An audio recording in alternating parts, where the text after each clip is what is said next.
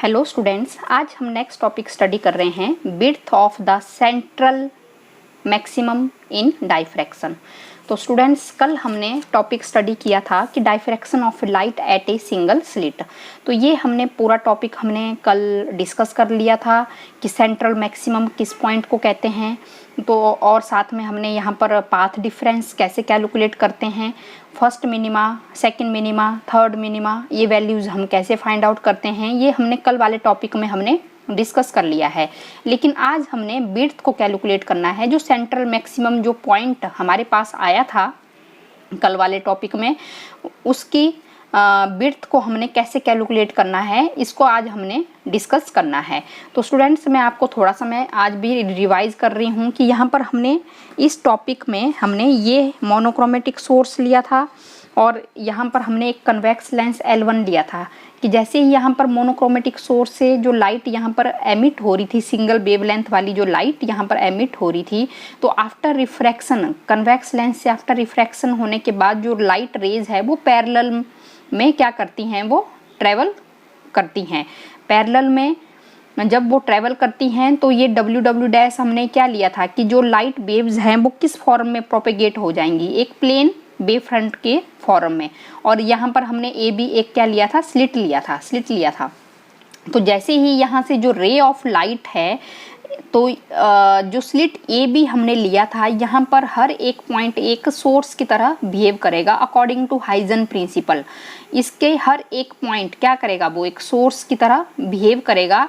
और जो secondary wavelets यहाँ से एमिट होंगे, जब सेकेंडरी वेवलेट्स यहाँ ए पॉइंट से एमिट होंगे और बी पॉइंट से एमिट होने वाले जो सेकेंडरी जो वेवलेट्स होंगी और बी पॉइंट से जो निकलने वाली जो सेकेंडरी जो वेवलेट्स होंगी, जब वो ओ पॉइंट पर, यहाँ पर स्क्रीन पर जो ओ पॉइंट आपने लिया है, यहाँ पर जब वो मीट करेंगी तो किस तरह का इंटरफेरेंस यहाँ पर बनेगा, कंस्ट्रक्टिव इंटरफेरेंस यहाँ पर बनेगा। क्योंकि ये जो सेकेंडरी जो वेवलेट्स हैं जो कहाँ से एमिट हो रही हैं, ए पॉइंट यहाँ पर ले रहे हैं आप और बी पॉइंट पर एक सोर्स ले रहे हैं, यहाँ से निकलने वाली जितनी भी जो सेकेंडरी जो वेवलेट्स हैं वो ओ पॉइंट पर जब वो मिल रही हैं तो सुपरपोजिशन हो रहा है, कंस्ट्रक्टिव टाइप का सुपरपोजिशन हो रहा है। तो कंस्ट्रक्टिव टाइप का सुपरपोजिशन जब होगा तो यहाँ पर हमें सेंट्रल मैक्सिमम, तो मतलब यहाँ पर हमें मैक्सिमम लाइट इंटेंसिटी हमें स्क्रीन पर शो होगी ओ पॉइंट पर। और यहाँ पर आपने ये भी बता दिया था कि ए से लेकर ओ तक का जो डिस्टेंस है वो सेम है, बी से लेकर ओ तक का जो डिस्टेंस है सेम है, सेम पाथ डिफरेंस है, सेम फेज में है वेव्स। और यहाँ पर लाइट इंटेंसिटी क्या है, मैक्सिमम है। अगर हमने फिर उसके बाद हमने क्या किया था कि जो लाइट होगी, light is diffracted through an angle theta. जब थीटा एंगल से लाइट डाइफ्रैक्ट हो रही है तो एक पॉइंट हमने पी पॉइंट ले लिया था स्क्रीन पर। तो अब जो वेवलेट्स यहाँ पर पी पॉइंट पर मिलेंगे, तो जो पी पॉइंट पर या तो वो मैक्सिमम इंटेंसिटी भी हो सकती है या तो मिनिमम इंटेंसिटी भी हो सकती है। तो वो डिपेंड करना था पाथ डिफरेंस के ऊपर, path difference between the secondary wavelets कि पी पॉइंट पर मिलने वाली जो वेव्स हैं, जो सेकेंडरी जो वेवलेट्स हैं, वो सुपरपोजिशन कैसा हो रहा है। अगर कंस्ट्रक्टिव सुपरपोजिशन हो रहा है तो हमारे पास जो लाइट इंटेंसिटी होगी वो ज़्यादा होगी। अगर डिस्ट्रक्टिव सुपरपोजिशन होगा तो हमें पता है कि पी पॉइंट पर जो लाइन इंटेंसिटी होगी वो कम होगी। तो ये सब कैलकुलेट करने के लिए हमने क्या किया था, पाथ डिफरेंस हमने कैलकुलेट किया था। तो स्टूडेंट्स, जो मिनिमा के लिए जो पाथ डिफरेंस आया था हमारे पास वो था the path difference should be the path difference between two waves should be m lambda. ये एम लैम्डा हमने पाथ डिफरेंस लिया था किस केस में, कंडीशन फॉर मिनिमा। अगर आपने कल वाला टॉपिक हमने किया है तो आपको पता है कि एम लैम्डा कैसे आया था और डिस्ट्रक्टिव सुपरपोजिशन कैसे हुआ था। जब डिस्ट्रक्टिव इंटरफेरेंस होगा तो उस केस में जो पाथ डिफरेंस जो आ रहा था आपके पास, जो इंटीग्रल यहाँ पर path difference between two waves should be integral wavelength lambda. Path difference की वैल्यू कंडीशन फॉर मिनिमा के लिए ये लिया था हमने कि path difference between two waves should be m lambda. तो m लैम्डा यहाँ पर m हमने 1 पुट किया था, 2 पुट किया था, 3 पुट किया था, 4 और सो ऑन। लैम्डा आएगा, 2 लैम्डा आएगा, 3 लैम्डा आएगा, 4 लैम्डा। जब इस तरह का पाथ डिफरेंस आएगा तो उस केस में P पॉइंट पर जो लाइट इंटेंसिटी होगी वो क्या होगी, मिनिमम होगी। और सेकेंडरी मैक्सिमा कब होगा, यहाँ पर हम बोल सकते हैं इसको first minima, second minima, third minima, fourth minima, ऐसे पढ़ सकते हैं। वैसे ही अगर सेकेंडरी मैक्सिमा की हम बात करते हैं तो वहाँ पर जो पाथ डिफरेंस होगा उसकी वैल्यू कितनी आ रही थी students, odd multiple of half of wave length, odd multiple of half of wave length. जो हमारे पास जो वैल्यू आ रही थी वो इस तरह आ रही थी, m+1/2 लैम्डा अपॉन डी, ये आ रहा था किसके लिए, कंस्ट्रक्टिव सुपरपोजिशन, मतलब सेकेंडरी मैक्सिमा के लिए ये वैल्यू आएगी। तो वहाँ पर जो पाथ डिफरेंस आएगा सेकेंडरी मैक्सिमा के लिए, तो m की वैल्यू 1, 2, 3 पुट करेंगे यहाँ पर भी, तो 3/2 लैम्डा ऐसे आएगी, 5/2 लैम्डा, 7/2 लैम्डा अपॉन डी भी आप लिख सकते हैं। तो ये ऑड मल्टीपल्स में नंबर्स आएंगे। तो ये सारी वैल्यूज़ हमारी सेकेंडरी मैक्सिमा के लिए आएंगी। जब इस तरह की जो वैल्यूज़ आएंगी तो वहाँ पर लाइट इंटेंसिटी क्या होगी, ज़्यादा होगी।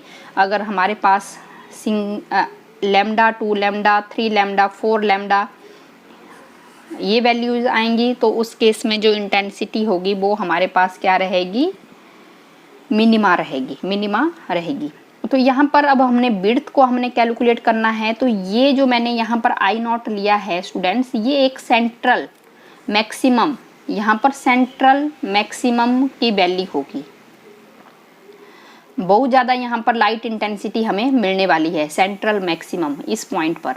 तो इस पॉइंट पर जब ज़्यादा वैल्यू, ये ओ पॉइंट वाला, ये वो पॉइंट है जिसको मैं यहाँ पर बता रही हूँ। तो विड्थ हमने कैलकुलेट करनी है, सेंट्रल मैक्सिमम की विड्थ हमने कैलकुलेट करनी है। तो यहाँ पर हम देख रहे हैं इस डायग्राम में कि ये लैम्डा अपॉन डी हमने क्यों लिया है, क्योंकि कल वाले टॉपिक में मैंने आपको ये पूरा डिटेल में बता दिया है। यहाँ पर ये कैसे आ रहा था, m लैम्डा अपॉन डी, तो इसमें आपने कन्फ्यूजन नहीं करना है। तो इसको आप लैम्डा भी ले सकते हैं, लैम्डा अपॉन डी भी लेंगे यहाँ पर, first minima, second minimum, third minimum, आगे आप फोर्थ मिनिमम, ऐसे करके। वैसे ही यहाँ पर नेगेटिव एक्स एक्सिस में भी आप ये शो करेंगे। तो ये सेंट्रल मैक्सिमम। तो यहाँ पर हम बता रहे हैं कि लाइट इंटेंसिटी सबसे ज़्यादा होगी, क्योंकि जो सुपरपोजिशन होगा वो कंस्ट्रक्टिव टाइप का सुपरपोजिशन होगा। जब सेम फेज में यहाँ पर सेकेंडरी वेवलेट्स जब मिलेंगी तो यहाँ पर मिलने वाली जो वेव्स होंगी उनकी लाइट इंटेंसिटी ज़्यादा होगी। तो तभी हमने इस पॉइंट को क्या नाम दिया है, सेंट्रल मैक्सिमा।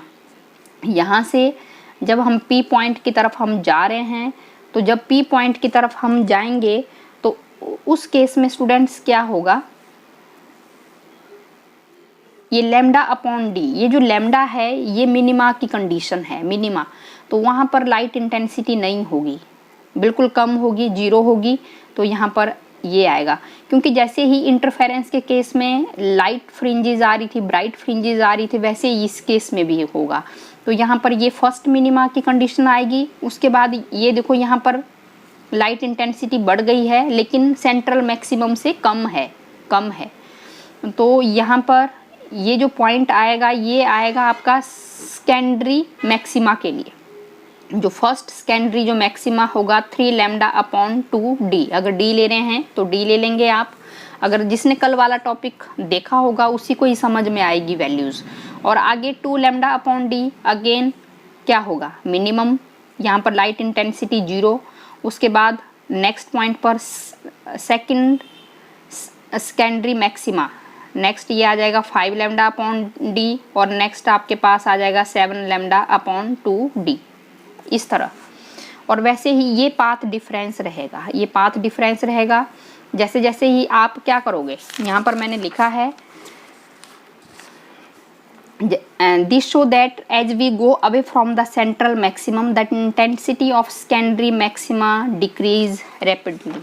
जैसे जैसे हम सेंट्रल मैक्सिमम से दूर जाएंगे तो जो सेकेंडरी मैक्सिमा की जो इंटेंसिटी होगी वो भी कम होती जाएगी। जैसे जैसे हम सेंट्रल मैक्सिमम वाले पॉइंट से हम क्या करेंगे, दूर जाएंगे ना, तो वैसे वैसे ये जो सेकेंडरी मैक्सिमा है उसकी इंटेंसिटी भी क्या होगी, कम होगी। अब हमने विड्थ को कैलकुलेट करना है, तो स्टूडेंट्स विड्थ को कैलकुलेट करने के लिए हमें पता है फॉर फर्स्ट मिनिमा मैं कर रही हूँ, for first minimum D sine of theta is equal to lambda. तो यहाँ से साइन थीटा हमारे पास क्या आ जाएगा, लैम्डा अपॉन डी, ये आ जाएगा। ये हमने कैलकुलेट किया है, sine theta lambda upon D. और उसके बाद यहाँ पर डायग्राम में आप देखेंगे स्टूडेंट्स, इन ट्राइंगल, ये हमारे पास एक ट्राइंगल बन रही है, कौन सी बन रही है, COP, ठीक है, in triangle COP, in right angle triangle COP। तो यहाँ पर आप देख रहे हैं ये इस तरह बन रही है ट्राइंगल। यहाँ पर ये आपके पास O पॉइंट है और ये P पॉइंट है और ये C पॉइंट है, ये C पॉइंट है, और यहाँ पर एंगल थीटा यहाँ पर बन रहा है। तो यहाँ पर ये साइन थीटा है और O से लेकर P पॉइंट का जो डिस्टेंस है वो x लिया है हमने। तो साइन थीटा आप निकाल देंगे, P अपॉन H, तो x upon this one PC। तो यहाँ पर कंडीशन ये है स्टूडेंट्स कि जो साइन थीटा है, मतलब जो थीटा है, theta is very small, theta is very small. जब थीटा बहुत स्मॉल है तो ये जो PC है, PC इक्विवेलेंट रहेगा CO के बराबर। मतलब अगर PC थीटा इतना स्मॉल है कि जो PC है वो CO के बराबर रहेगा, और O से लेकर जो C का जो डिस्टेंस है, O से लेकर जो C तक का जो डिस्टेंस है उसको हमने D लिया है, OC D लिया है। तो यहाँ पर मैं साइन थीटा में क्या लिख सकती हूँ, x अपॉन डी में लिख सकती हूँ सेकंड में, x अपॉन डी। फिर फ्रॉम 1 and 2, फ्रॉम 1 and 2, तो ये lambda upon D is equal to x upon D, ये हमारे पास आ जाएगी वैल्यू। और यहाँ पर x की वैल्यू कितनी आ जाएगी, लैम्डा डी अपॉन डी, ये आ जाएगी। x की वैल्यू क्या आ जाएगी, लैम्डा डी अपॉन डी, ये हमारे पास आ जाएगी x की वैल्यू। तो ये आपको अगर देखो, जब थीटा बहुत स्मॉल होगा तो ये PC किसी के इक्विवेलेंट आ जाएगा, OC के बराबर आ जाएगा। और जो C पॉइंट है, C पॉइंट से लेकर जो सेंट्रल मैक्सिमम वाला जो पॉइंट है उसके बीच का जो डिस्टेंस है वो D लिया है हमने, तो इसको हम D से रिप्लेस कर देंगे। फिर उसके बाद हमने विड्थ को कैलकुलेट करना है, सेंट्रल मैक्सिमम की कितनी विड्थ है। तो विड्थ को निकालने के लिए हमें width of central maximum, width of the central maximum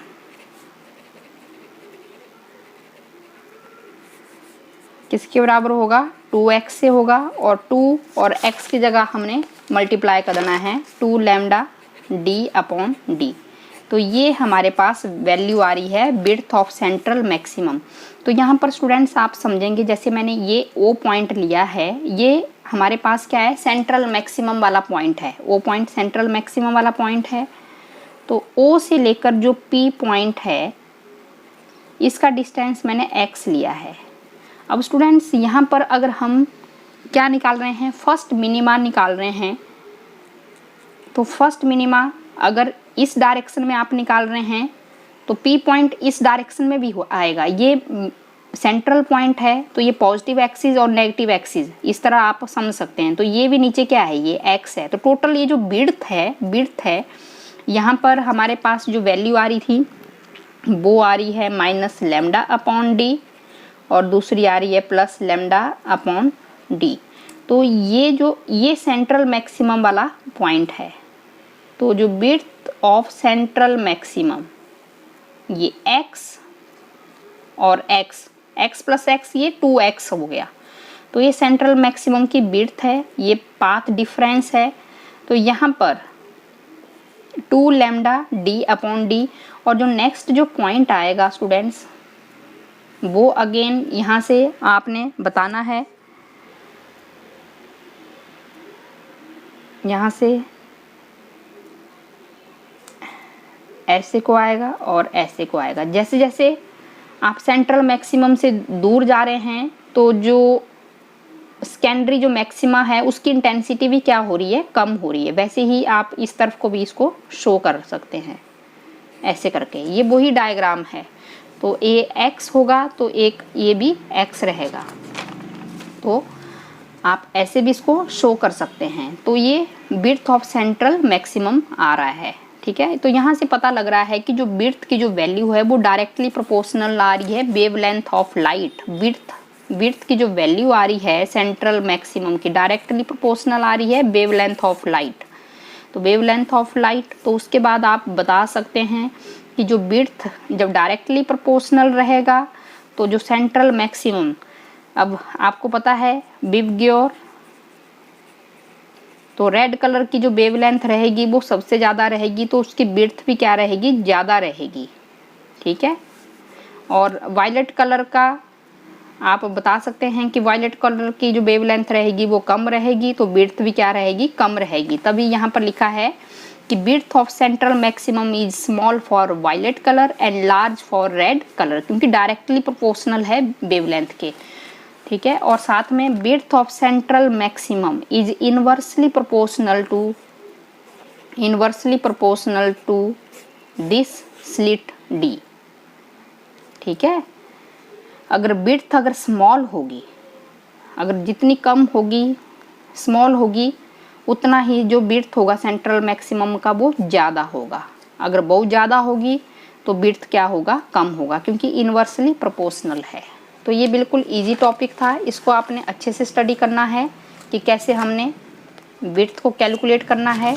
तो सबसे पहले मेन तो आपको ये टॉपिक क्लियर होना चाहिए कि diffraction of light at a single slit. अगर आपको पाथ डिफरेंस कैलकुलेट करना आ जाता है, first minima, second minima, third minima, कैसे हमने पी पॉइंट पर लाइट इंटेंसिटी कैलकुलेट करनी है, तो अगर जिसको इंटरफेरेंस वाले टॉपिक अच्छे से समझ में आ गए हैं उसको डाइफ्रैक्शन में भी समझने में कोई भी दिक्कत नहीं आएगी। पहले आपने इंटरफेरेंस को अच्छे से स्टडी करना है, उसके बाद ये आपने डाइफ्रैक्शन को पढ़ना है। ओके।